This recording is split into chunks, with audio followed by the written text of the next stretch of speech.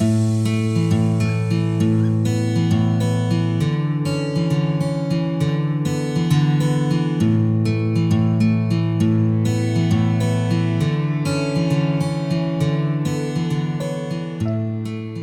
to this episode of Vietnam Insights. I'm Matthew Lowry. And I'm Adam Correll. Today we're going to talk about human resources, labour regulations and similar. So I've been employed for 20 years, as have you. We've seen various issues in organisations and had to help with plenty of organisations. It's a tough subject, Adam. It's a really complicated area in Vietnam is understanding labour laws, because Vietnam is the laws are written around a very employee protected environment. So where would we start? How would you start by sort of talking about the labour, and what were the first focus if we're going to introduce Vietnam employment and labour regulations? Well, since we're looking at FDI entrants, so if you're involved in M&A and you're entering the country, how you may be thinking about your HR plans and strategy regarding incumbent staff, new staff, duration of contracts, technical experts. You do need a clear HR strategy because the rules and regulations here are different. And I'd start just by sort of the framework myself. So the framework is, as I said, employee-centric. It is very specific, and if you don't follow specific, you're in breach. There is requirements in contracts. Your contracts need to be very explicit and they need to be compliant. So you've got three things: labour contracts, and after the first two contracts, which maximum 36 months, you're an indefinite employee. You've got your internal regulations, how things work. You've got your labour regulations that are filed with the authorities. You might have collective labour agreements. You might have salary scales. You've got to have all of these or understand where they fit in the business. Some of them, you've got some exemptions for small businesses, but you need to understand this. And that's, I'd say that's time consuming, and it's also overwhelming in many cases because it is very particular in many elements. Yeah, so should we jump into regards to labour contracts, labour unions and so forth? Okay, start on contracts. So with labour contracts, I touch on the fact that you've got indefinite and definite. What's your how would you describe and how would you go a bit more detail about those? Well, it's important to know it's very, very hard to terminate contracts. So how you approach the probation period for me is always critically important, and it's a very serious part of recruitment and evaluation, and how long the contracts are, especially the first and second contracts. So, my experience, we generally, you've got 30 or 60-day probation periods in practice and you've got to work, as you say. But that first contract, we generally go 12 months. You can have it for 36 months, but 12 months, because it's not easy to terminate, even with cause. It's difficult, it's hard. So you don't want too long a period you're committed just in case. Yeah. Second contract, commonly 24 months, maybe 36, and then it's indefinite. And you've got to be comfortable with employees because during those periods, it's hard. Indefinite employee, it's hard to get rid of them. So you've got to really understand the people and the business and have built-in processes and procedures and trust. Yeah, and that indefinite, just personally, it's for me, that may take between 12 and 18 months. It's process-driven, records-driven, labour unions involved. It is complex, it's tiring, and it's a situation that no one wants to be involved in, whether you're the person that's directing it or the person that's receiving it. So let's look at trade unions. You mentioned before. So where do trade unions come into a business? Well, when I think of trade unions, I think back of Australia, my home country, 30 years ago.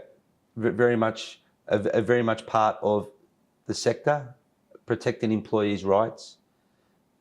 They can be involved directly in the company if there are disputes from employees. Unions are advocated for, encouraged.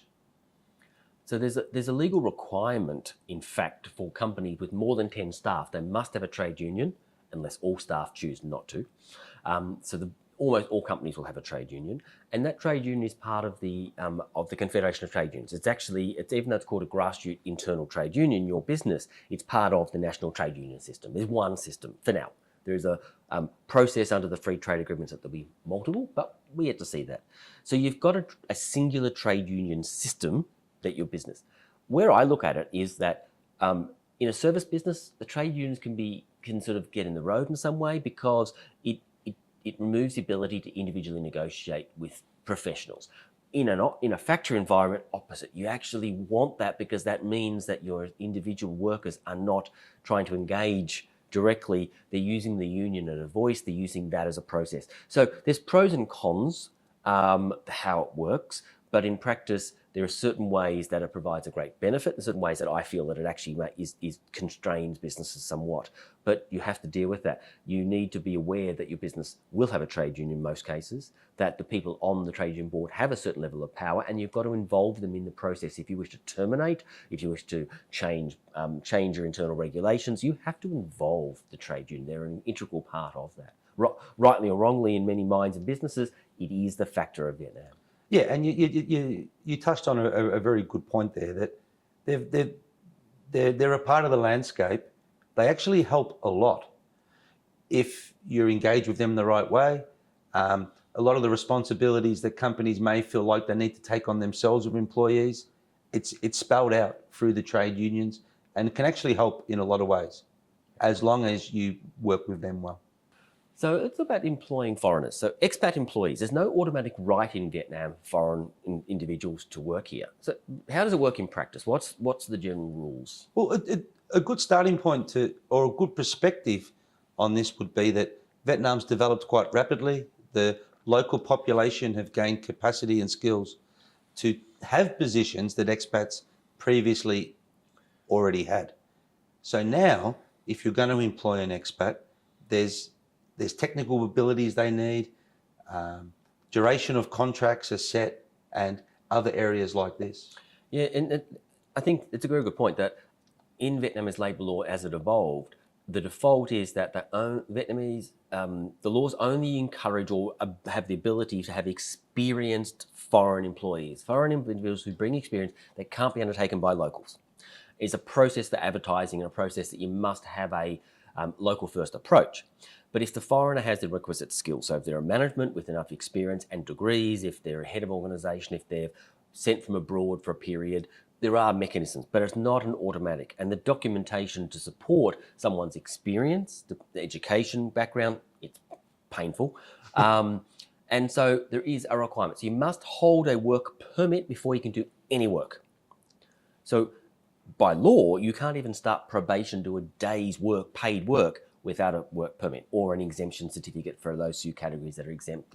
There's certain exemptions for lawyers, for foreign individuals married in countries. There's a process.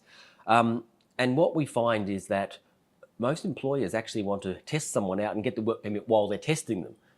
That happens. It's not compliant, but it happens. And I think the authorities let that go in because it is quite complicated. But it's an interesting area where you actually have I have to go through the process, but I don't know if they're the right person yet.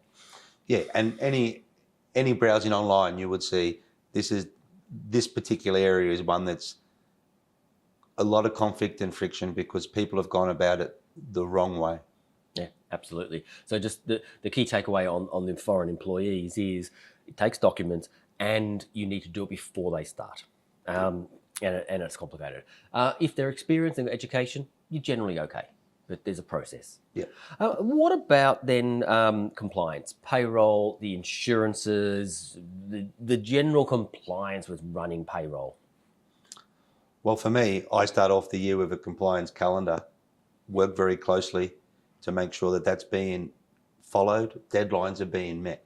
But I'll let you lead this one because you're much more specialised. Yeah, you got your. It's a good point. So payrolls are done monthly in Vietnam. So in your calendar, you've got your monthly payroll processing and payment releases. You've got your monthly contributions to social insurance, health insurance, and unemployment insurance, employee and employer portions. So you've got to calculate that and remit by the deadlines.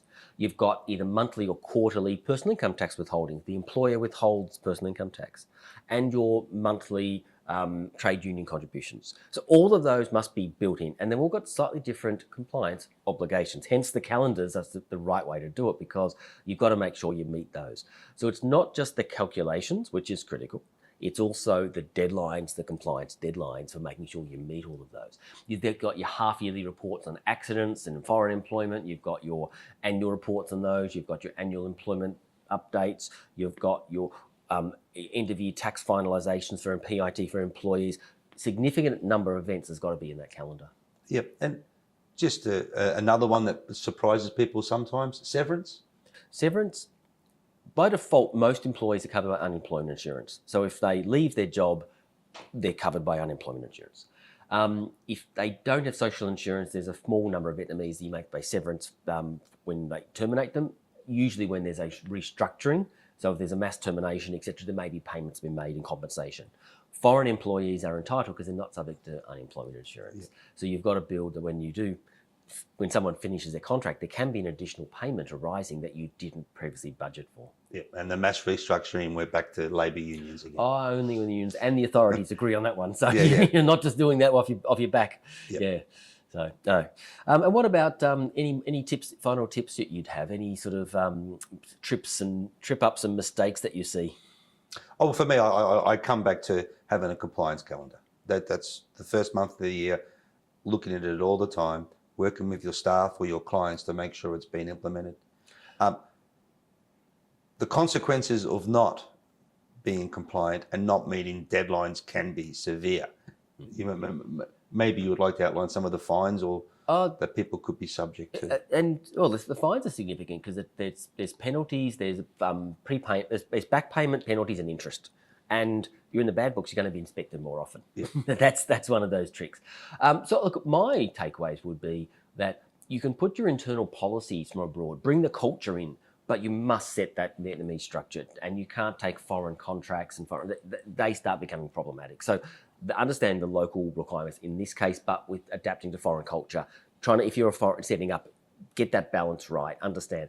But again, back to your point there, I always encourage reviews, constant reviews, because your payroll and HR teams are not there. They understand compliance, understand people, but the technicalities, quite often you need an expert to go through to see if the calculations, the interpretation of where something's a taxable benefit or a non-taxable benefit as far as a salary component goes, whether fringe benefits have arisen by virtue of benefits provided to staff, things like that. And one last example before we sort of finish up.